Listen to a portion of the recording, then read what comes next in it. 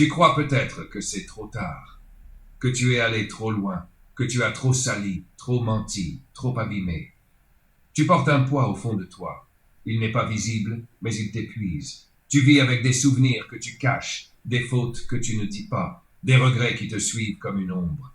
Et tu penses que Dieu ne pourrait pas te pardonner, ou qu'il ne voudrait pas. Mais il dit autre chose. Il parle, et sa voix ne tremble pas.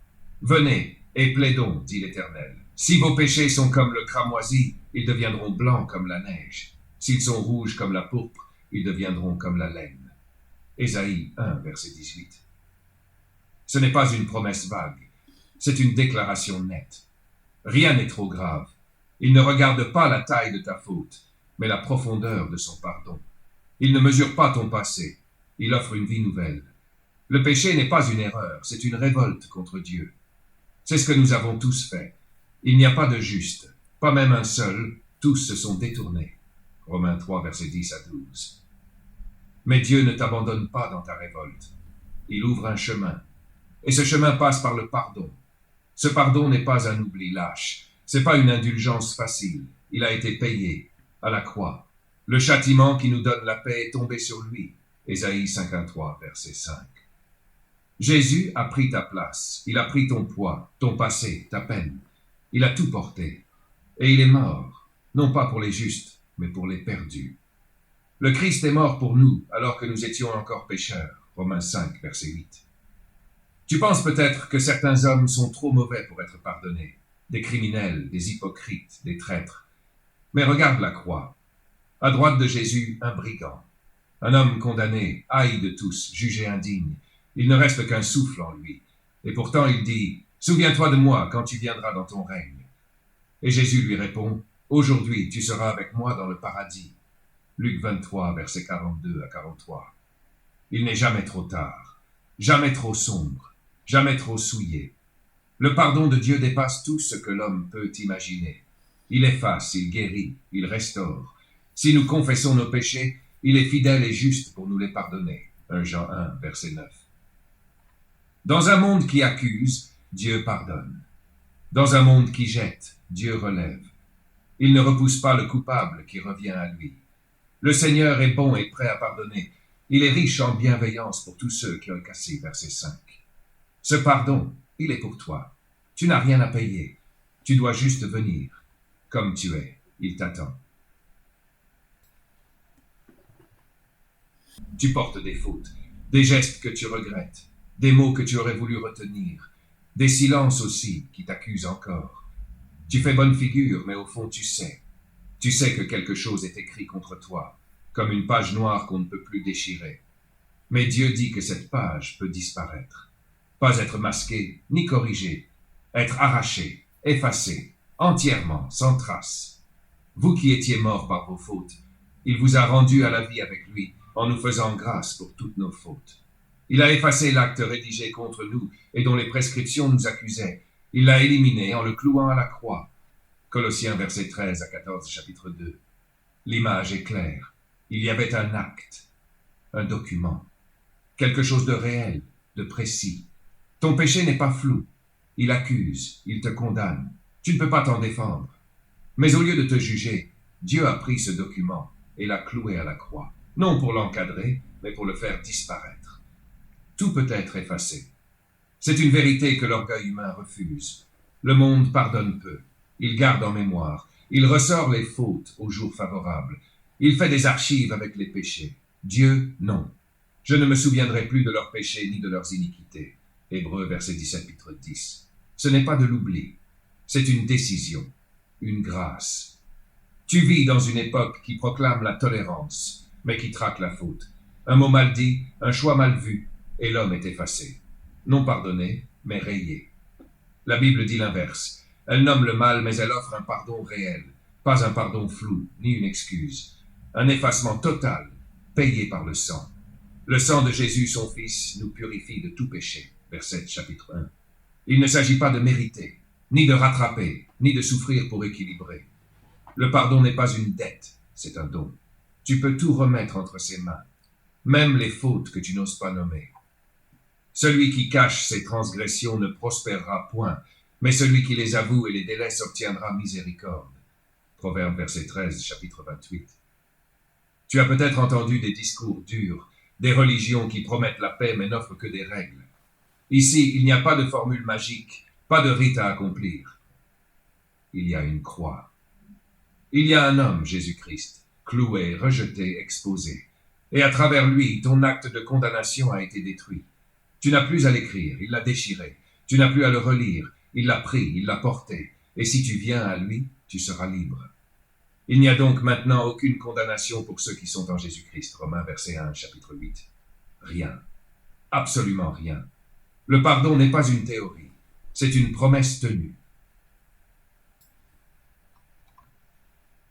Tu vis avec des souvenirs que tu repousses, des actes que tu as commis, que tu n'oses pas raconter, que tu voudrais effacer. Tu y penses la nuit. Ils reviennent parfois sans prévenir comme une gifle. Tu te dis, j'ai fait ça. Et tu t'en veux. Même si personne ne le sait. Même si c'est loin.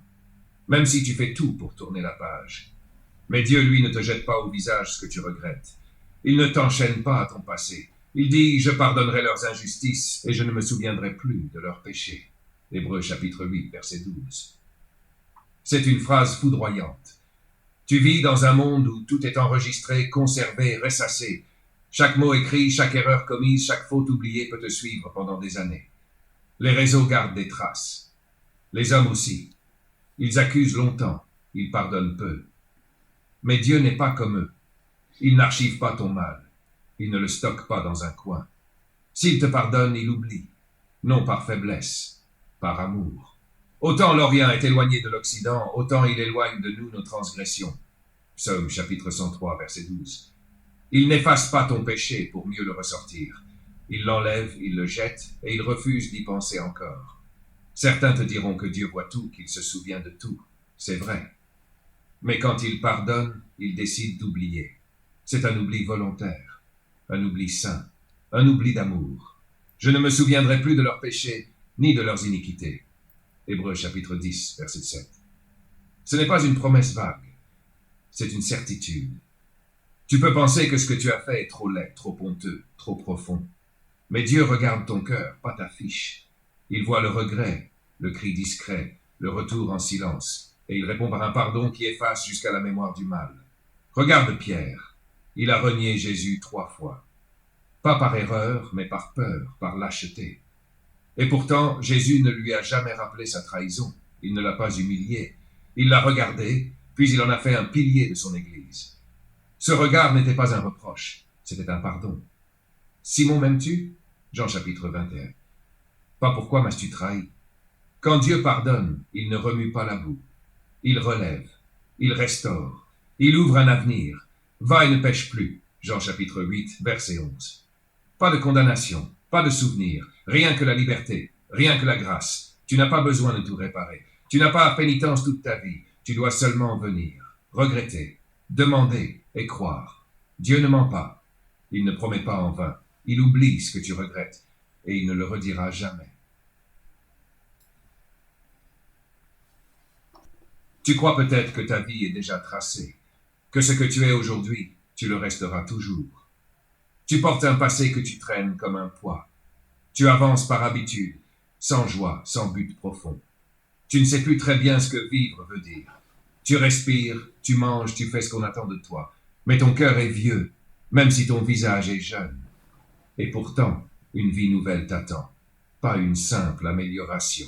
Pas un changement d'ambiance ou de décor. Une vie nouvelle, offerte, promise par Dieu lui-même. Si quelqu'un est en Christ, il est une nouvelle créature. Les choses anciennes sont passées, voici, toutes choses sont devenues nouvelles. Corinthiens chapitre 5, verset 7. Ce n'est pas une poésie, ce n'est pas un embellissement, c'est une création. Dieu ne rajeunit pas l'ancien. Il fait naître un autre homme, une autre femme. Tu n'es plus ce que tu étais. Tu deviens ce que lui voulait depuis toujours. Aujourd'hui, on parle de se réinventer. On change de travail, de ville, de genre, de nom. On pense que l'on peut se refaire seul. Mais tôt ou tard, on retrouve la même fatigue, les mêmes chaînes, le même vide. Car tant que Dieu n'a pas touché le cœur, tout reste pareil, même si tout autour semble différent. Cette vie nouvelle, Jésus l'a nommé en peu de mots. Il vous faut naître de nouveau, Jean chapitre 3, verset 7. Il ne parle pas de recommencer au sens humain. Il parle d'un miracle. Un miracle qui commence par une foi simple, par une prière vraie, par un retour à Dieu. Tu ne peux pas te donner la vie. Tu ne peux pas t'en laver seul. Mais Dieu peut, et il veut. Je vous donnerai un cœur nouveau, et je mettrai en vous un esprit nouveau. Ézéchiel, chapitre 36. Il ne recolle pas les morceaux. Il t'en donne un autre. Un cœur qui entend. Un cœur qui aime la lumière. Un cœur capable de pardonner, de résister au mal, de chercher ce qui est pur. Ce monde ne connaît que la répétition, des erreurs anciennes dans des habits neufs. Dieu, lui, fait du neuf. Pas du neuf extérieur, du neuf intérieur. Et ce qu'il commence, il l'achève. Celui qui a commencé en vous cette bonne œuvre la rendra parfaite, Philippiens chapitre 1, vers 6. Tu crois peut-être que tu es trop faible, trop abîmé, trop sceptique, mais c'est à toi que s'adresse cette parole. Réveille-toi, toi qui dors, relève-toi d'entre les morts, et Christ t'éclairera. Éphésiens chapitre 5, verset 14. Tu ne rêves pas. Tu peux vivre autrement, vivre vraiment. Dieu ne te propose pas une religion. Il t'offre la vie, la vraie, celle qui commence quand tout semblait fini. Tu vis peut-être en paix avec les hommes. Tu ne déranges personne, tu fais ton travail, tu paies ce qu'il faut payer, tu souris quand on t'attend. Mais au fond, il y a un trouble, une tension sourde, une peur parfois. Tu n'es pas en guerre ouverte contre Dieu, non, mais tu n'es pas en paix non plus. Tu l'as tenu à distance, tu l'as ignoré, ou bien tu l'as enfermé dans des idées. Et pourtant, cette paix existe, pas une paix de surface, une vraie, une paix entre toi et ton Créateur. Une paix que tu ne peux fabriquer toi-même, une paix qu'il faut recevoir. Étant donc justifiés par la foi, nous avons la paix avec Dieu par notre Seigneur Jésus-Christ. Romains chapitre 5, verset 1. Il n'est pas écrit « nous espérons avoir » ou « nous pourrions peut-être trouver ». Il est écrit « nous avons la paix ». C'est un fait, une réalité acquise, offerte, une paix que rien ne peut acheter, ni la morale, ni la religion, ni les bonnes intentions. Tu peux chercher la paix ailleurs, dans le confort, dans la reconnaissance, dans l'art, dans l'oubli. Tu peux remplir tes journées et anesthésier tes nuits, mais ton cœur, lui, sait quand il est réconcilié. Il le sait comme une blessure qui guérit, comme un fardeau qui tombe. Cette paix ne vient pas de l'homme, elle vient de Jésus. Il est notre paix, Éphésiens chapitre 2, verset 14. Pas seulement parce qu'il apaise, mais parce qu'il a payé. Il a effacé ce qui nous séparait de Dieu. Il n'a pas tendu un rameau, il a offert sa vie. Il a été blessé pour nos transgressions, brisé pour nos iniquités. Le châtiment qui nous donne la paix est tombé sur lui. Ésaïe chapitre 5, 3, verset 5. Le monde parle de paix comme d'un idéal politique. Dieu en parle comme d'une réalité spirituelle. Une réconciliation entre le coupable et le juste. Une alliance entre le Créateur et la créature. Nous vous en supplions, au nom de Christ, soyez réconciliés avec Dieu. 2 Corinthiens chapitre 5, verset 20. C'est un appel. Tu peux refuser, bien sûr. Continuer à vivre comme si Dieu n'était pas là. Mais tu resteras seul, vide, sans repos, car le cœur de l'homme n'a pas été fait pour vivre contre Dieu. Il a été fait pour vivre avec lui. Et tant que tu ne reviens pas, tu n'as pas la paix. Mais si tu reviens, tout change. Il ne te garde pas à distance. Il t'accueille, il te lave et il te donne la paix. Une paix que rien ne peut briser. Ni la maladie, ni la mort. Je vous laisse la paix, je vous donne ma paix. Je ne vous donne pas comme le monde donne. Jean chapitre 14, verset 27. Ce n'est pas un vœu, c'est une promesse. Elle t'attend. Tu veux peut-être savoir ce que Dieu attend de toi. Tu te dis qu'il faut des rites, des gestes sacrés, des mots difficiles, des efforts immenses. Tu regardes les religions, les systèmes, les coutumes. Tu t'imagines un chemin raide, plein d'interdits, réservé à quelques purs. Mais Dieu n'a jamais parlé ainsi. Il a dit « On t'a fait connaître, ô homme, ce qui est bien, et ce que l'Éternel demande de toi, c'est que tu pratiques la justice, que tu aimes la miséricorde, et que tu marches humblement avec ton Dieu. » Michée chapitre 6, verset 8. Pas un programme, une marche, pas un poids, une relation. Ce que Dieu cherche, ce n'est pas un héros, c'est un homme qui marche avec lui. Un pas chaque jour, une fidélité tranquille, une vie vécue devant lui, non pas pour se faire voir, mais pour lui plaire. Le monde d'aujourd'hui court après la performance. Il faut prouver, montrer, grimper. Dieu dit autre chose. Marche avec moi. Comme un père avec son enfant, comme un berger avec sa brebis, comme un ami fidèle. Adam, dans le jardin, marchait avec Dieu. Il n'y avait pas encore de temple, pas encore de sacrifice. Il y avait la présence, simple, sainte. Et quand tout s'est brisé, Dieu n'a pas renoncé à cette marche. Il a dit à Abraham, « Marche devant ma face et sois intègre. » Genèse chapitre 17, verset 1. Et Abraham a cru. Il a marché sans tout comprendre, mais en obéissant. Jésus, lui aussi, a marché. Il n'est pas resté dans les hauteurs. Il a traversé les villes, les campagnes, les maisons. Il est allé vers les pauvres, les malades, les perdus. Et il a dit, « Suis-moi. » Luc chapitre 5, verset 27. Pas récite ou observe. Il a dit, « Suis-moi. » Comme on suit un guide qu'on aime. Comme on suit quelqu'un qui sait le chemin. Marcher avec Dieu, c'est vivre en sa présence. Ce n'est pas se couper du monde. C'est vivre autrement, dans la lumière, dans la vérité. C'est pas une fuite, c'est une fidélité. Heureux ceux qui marchent dans l'intégrité, qui suivent la loi de l'Éternel. Psaume chapitre 109, verset 1. Tu n'as pas besoin de devenir parfait. Tu dois seulement avancer. Un pas, puis un autre, avec lui. Et si tu tombes, il te relève. Si tu t'égares, il te cherche. Il ne t'abandonne pas. Il connaît la voie des justes. 6. Il la connaît parce qu'il la précède. Cette vie nouvelle ne ressemble pas à un spectacle religieux. Elle ressemble à une marche sincère dans la vérité avec Dieu. Pas un jour sur 7, chaque jour, jusqu'au dernier et au-delà. Tu n'as pas à gravir une montagne, ni à franchir un temple, ni à accomplir des choses extraordinaires. Dieu ne te demande ni prouesse, ni sacrifice. Il te parle, et il attend que tu répondes. Pas par la force foi, une foi simple, une foi qui commence par l'écoute. Tout ce que le Père me donne viendra à moi, et je ne mettrai pas dehors celui qui vient à moi. Jean chapitre 6, verset 37. Cette parole est une invitation.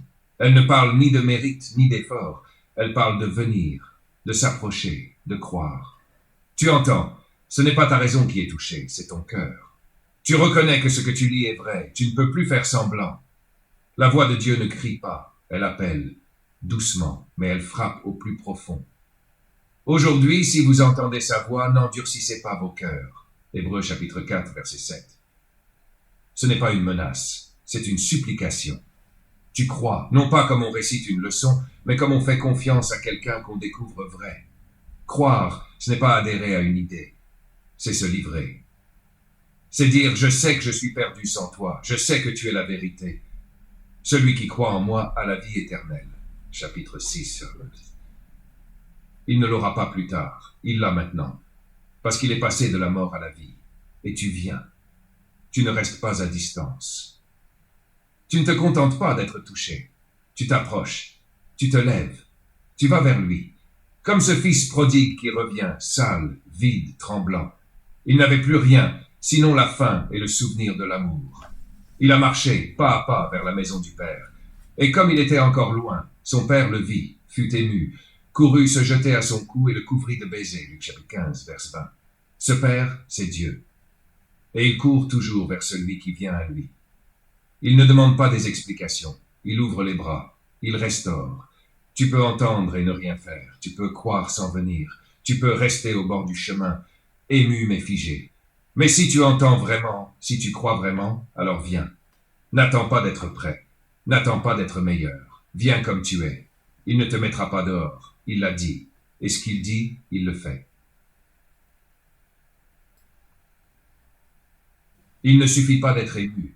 Il ne suffit pas de comprendre. Il faut parler, non comme on parle d'un sujet, mais comme on parle à Dieu, avec le cœur, entièrement, sans masque, sans détour. Si tu confesses de ta bouche le Seigneur Jésus, et si tu crois dans ton cœur que Dieu l'a ressuscité des morts, tu seras sauvé. Car c'est en croyant du cœur qu'on parvient à la justice, et c'est en confessant de la bouche qu'on parvient au salut. Romains chapitre 10, versets 9-10. Le salut ne se pense pas, il ne s'imagine pas, il se reçoit dans un cri sincère. Tu crois et tu le dis. Tu ne récites pas une formule, tu parles à Dieu pour la première fois peut-être, vraiment. Tu lui dis que tu crois, pas avec des mots religieux, avec les tiens. Tu dis, je crois que Jésus est vivant, qu'il est mort pour moi, qu'il est Seigneur. Tu ne parles pas à un mur, tu ne parles pas à ton imagination, tu parles au Dieu vivant, et il entend. Quiconque invoquera le nom du Seigneur sera sauvé, Romains chapitre 10, verset 13. Ce quiconque, c'est toi. Ce n'est pas réservé à des saints, à des sages, à des gens mieux que toi. C'est ouvert à tous. Mais il faut venir, il faut parler, il faut croire. Du cœur. Confesser, c'est se tenir devant Dieu et ne plus mentir, ne plus fuir, ne plus se justifier. C'est dire la vérité sur soi-même et dire la vérité sur Jésus. C'est dire, tu es mon Seigneur. Je me livre à toi. Dans un monde où tout se crie pour exister, Dieu te demande une parole plus simple, une parole vraie, pas publique, personnelle, pas bruyante, authentique. Ce n'est pas une répétition, c'est un engagement, un acte invisible aux yeux des hommes, mais grand dans le ciel. Car quand tu fais cela, tu entres dans la lumière, tu quittes l'ombre. Celui qui me confessera devant les hommes, je le confesserai aussi devant mon Père qui est dans les cieux. Matthieu chapitre 10, verset 32. Il ne te laissera pas seul. Tu n'as pas à réciter un rite. Tu dois parler de tout ton cœur. Et si tu le fais, tu seras sauvé. Parce que Dieu ne ment pas. Parce qu'il t'écoute. Parce qu'il t'attend.